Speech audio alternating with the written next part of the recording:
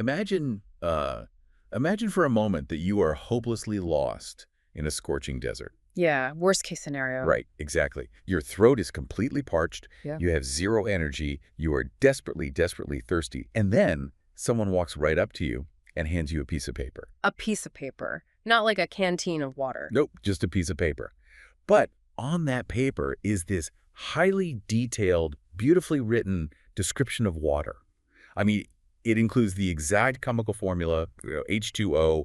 It features this gorgeous poem about a rushing mountain stream. It probably has a list of compelling logical arguments proving that water exists, right? Exactly. And you can memorize this paper, you can defend its accuracy, you can fiercely believe in literally everything it says, but there was just one massive problem. Reading about water is never actually going to quench your thirst. It does absolutely nothing for you. Right, because only actually drinking the water removes the doubt.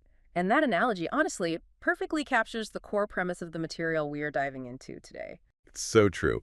Welcome to today's deep dive into a really fascinating set of materials titled, Do You Believe or Do You Know? And our mission here today is to track a really startling pattern in these notes. It really is a wild pattern. It is. We are going to explore how ancient mystics, meditating in caves, 20th century psychologists studying the human brain, and Nobel Prize-winning quantum physicists looking at subatomic particles all somehow arrived at the exact same conclusion about the nature of ultimate truth. Which is pretty mind-blowing when you think about how different those fields are. Completely. And the core realization they all hit on is this. Belief says, I think, but knowing says, I am. Yeah, it is a profound shift in perspective because belief, by its very nature, is something borrowed. I mean, think about the beliefs you hold right now listening to this. Most of them are just handed to us, right? Exactly. Most of them are inherited from your culture, absorbed from your parents, or handed down by different traditions. They're secondhand reflections of someone else's realization. Like someone else drank the water and just told you about it. Right. And they might offer your mind a great deal of comfort, but until they become a direct, personal encounter with reality, they remain just concepts. They're just the piece of paper. Which brings up a genuine friction point for me. If direct knowing is so much more powerful, if it's the actual water, why do we also easily settle for the piece of paper? That's the big question. Right. Why do we spend our entire lives clutching our borrowed beliefs instead of just seeking out the real thing? Well, according to the sources, we get caught in a trap. And it's a trap that is almost invisible to us because it's constructed out of the very tool we use to make sense of the world. You mean language. Exactly. Language, words are, undeniably useful for navigating daily survival, but they have a fatal mechanical flaw when it comes to capturing ultimate reality. How so? They point toward truth, but Yeah. in the very act of pointing, they actually conceal it. Okay, let me try to put a mechanical framework around that. Because the notes had a great way of explaining this. It's almost like language operates as a low-resolution JPEG compression of reality. Oh, I like that. The compression algorithm. Yeah. So if I send you a photo of the Grand Canyon on your phone, that image file compresses the sheer vastness of the actual canyon into a few megabytes of colored pixels. Right. It gives you just enough data to know, okay, there's a really big hole in the dirt over there. Exactly. But the compression algorithm completely strips out the 100-degree heat, the smell of the dry dust, the physical vertigo of standing on the edge. The actual experience of it. Right. And words do the exact same thing. The moment you name a complex, infinite reality, you compress it into a tiny little mental box so you can trade it in conversation. That is exactly how it functions. When you assign a word to the infinite, you are intrinsically stepping away from it because you are reducing it to a finite concept. Which is dangerous if you mistake the concept for the reality. Totally. And this is why Lao Tzu opened the Tao Te Ching with a very specific warning about this. He wrote, "The Tao that can be spoken is not the eternal Tao." Oh, wow. Just right out of the gate. Right out of the gate, he was letting his readers know up front. The moment you try to lock reality into a sentence, you've already missed it. That reminds me of the Rumi quote from the notes. Yeah. 13th century Persian poet. He expressed the exact same frustration when he wrote, "Silence is the language of God. All else is poor translation." Oh, poor translation. Yeah, that perfectly captures it. Though, I have to point out the glaring irony here. Oh, I know what you're going to say. We are literally using thousands of words right now in this audio deep dive to talk about a truth that words supposedly cannot capture. Yeah, we are. We are basically using the compression algorithm to complain about the compression algorithm. It is the great paradox of anyone who seeks or shares truth. I mean, you have to use the tools of separation, language, definitions, categories to point the listener toward a reality of complete unity. That's like using a map to point to a mountain. Exactly. But the key is recognizing that language is just the map. Belief relies entirely on external authority. You believe the map maker. Knowing, however, only happens when you set the map down and actually walk the territory yourself. Language can inspire you to take the journey, but it literally cannot take the steps for you. It makes a lot of sense. And because language constantly fails to deliver the actual experience, you see this fascinating pattern throughout history in the notes. The greatest philosophers and mystics essentially had to become rebels. They really did. They realized that religious and cultural institutions were just handing people menus and like telling them to eat the paper. Eat the menu, right. Good luck getting full on that. Exactly. So they had to actively rebel against blind dogma to force seekers to look for direct experience. You see this vividly with the Buddha. I mean, he was absolutely adamant that his followers should not accept his teachings just because they were ancient or just because he was a respected authority figure. Right, he wasn't looking for blind followers. Not at all. His core instruction was, be a lamp unto yourselves. Be a lamp unto yourselves. That's powerful.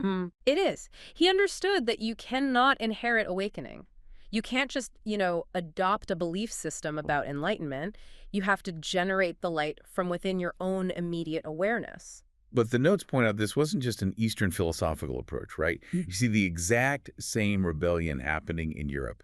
Take Baruch Spinoza in the 17th century. Oh, Spinoza's a great example. He completely rejected the traditional dogmatic concept of God as some, distant ruler sitting on a throne outside of the universe, just managing things from afar. Right, because Spinoza realized that viewing the divine as a separate external object turns it into just another concept you have to blindly believe in. Another piece of paper to memorize. Exactly. Instead, he argued that the divine is the infinite substance expressing itself through everything that exists. You don't believe in it.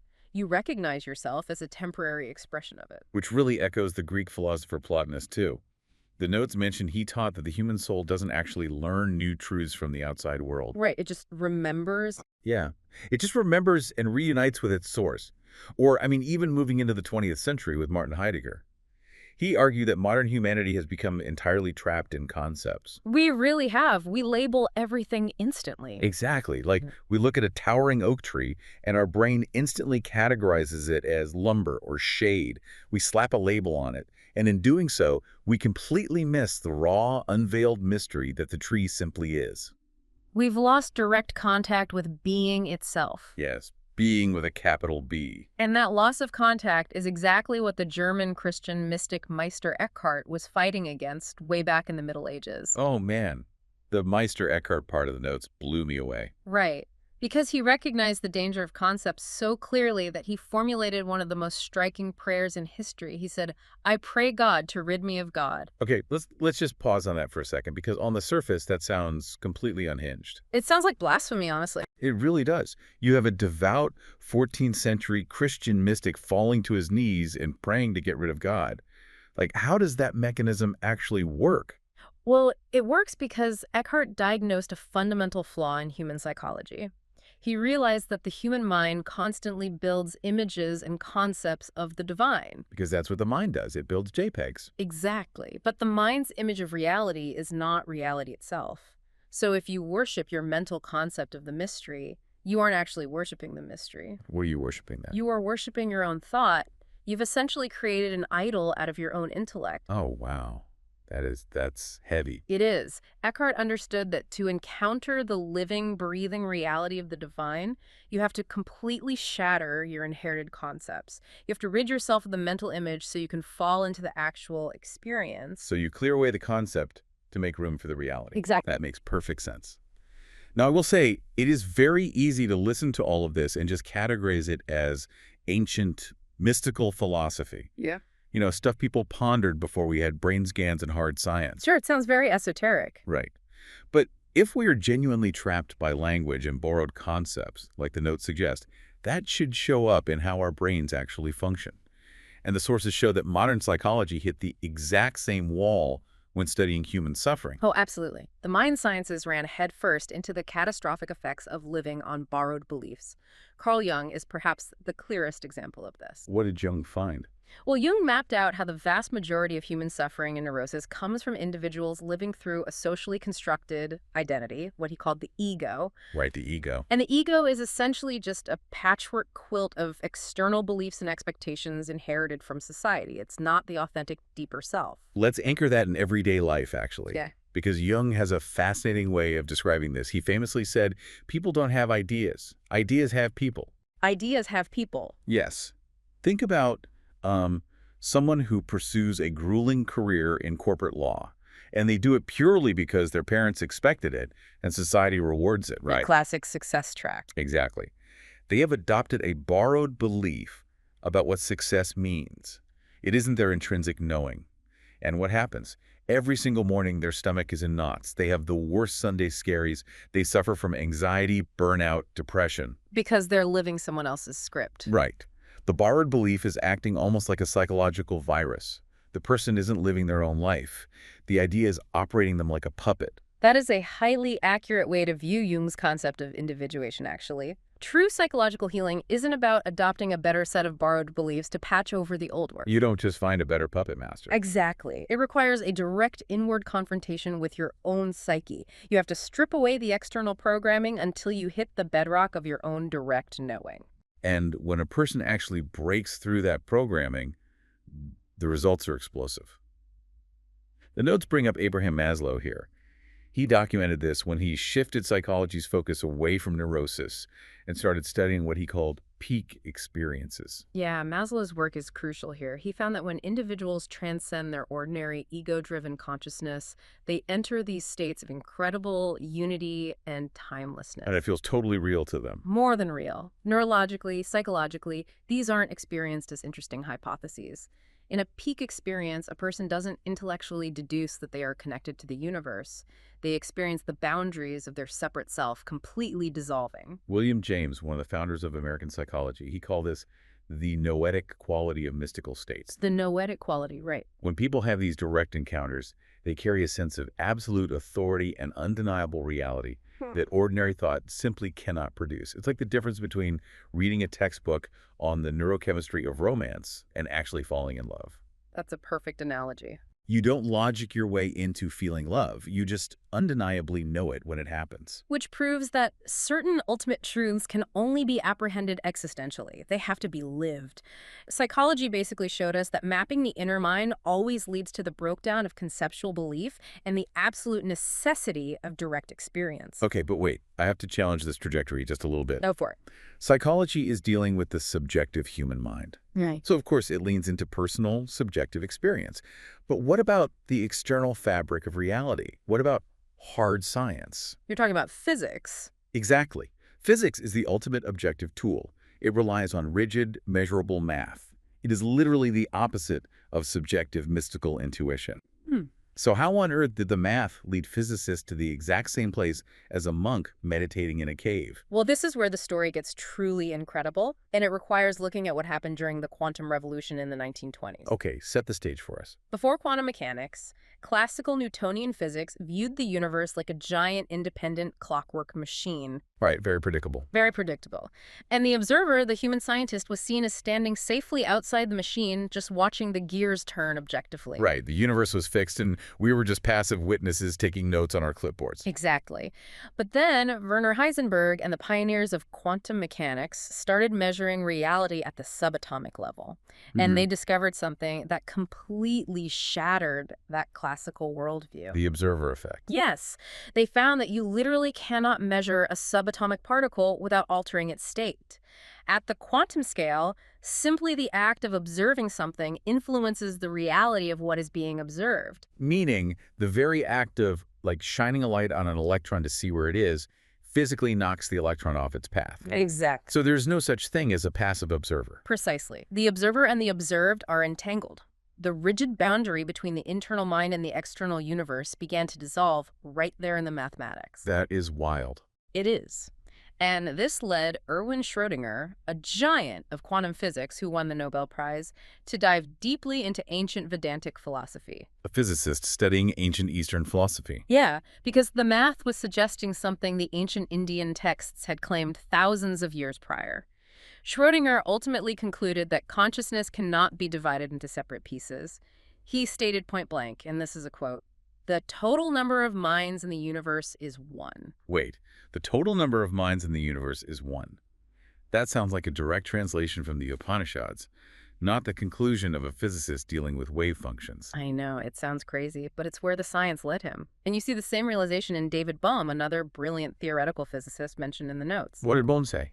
Bohm looked at all the separate objects in the universe, you, me, the microphone, the stars, and theorized that they're not truly separate at all. How does that work? He proposed the concept of the implicate order. Think of it like a piece of paper that has been folded up really tightly. From the outside, you only see certain edges and corners, right? Right, so they look like separate, disconnected points. Exactly. That is our everyday explicate reality.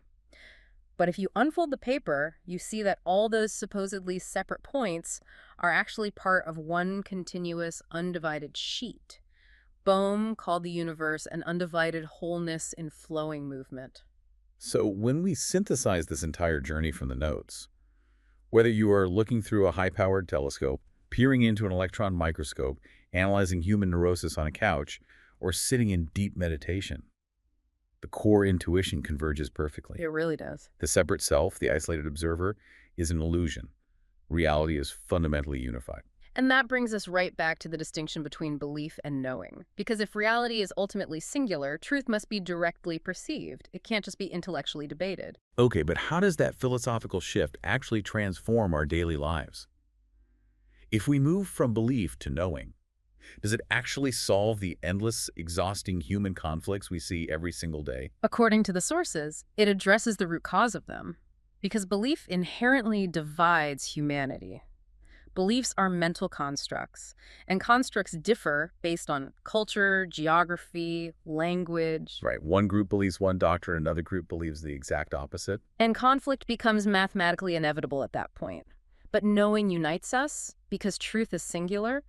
The material we are analyzing offers a really brilliant observation on this exact dynamic. Oh, the sun analogy. Yes, no one argues over whether the sun exists while standing in its light. Have you ever noticed that? We argue endlessly over concepts, politics, economic theories, religious dogmas, because they're abstract maps. They're just the JPEGs. Exactly. But when truth is directly physically experienced, the need to argue simply evaporates. You don't form a debate club to prove the sun is warm when you are sweating. You really don't. And this is why the ancient sages consistently emphasized silence and self-inquiry over debate. They knew that the deepest truths can't be downloaded into someone's brain via an argument. Right. In the ancient Indian Upanishads, there is a famous declaration, Tattivam Asi, which translates to, "Thou art that." And it's vital to notice the phrasing there in the notes. It doesn't say, you should believe you are that, or if you follow these 10 rules, you might become that. No, it's immediate. Right. It is a direct, immediate declaration. Yeah. Thou art that. Yeah. You are the infinite reality expressing itself temporarily as a human being. And when a person shifts from merely believing that concept to actually knowing it existentially, human behavior changes organically without the need for, forced morality. How so? Well, fear of death fundamentally changes, for one, because your identity is no longer entirely confined to your temporary physical form. Oh, I see.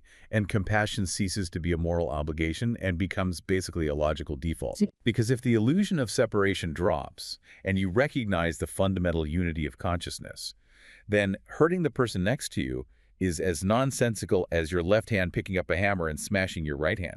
It makes no sense to hurt yourself. Right. But, okay, where does this leave reason and science then?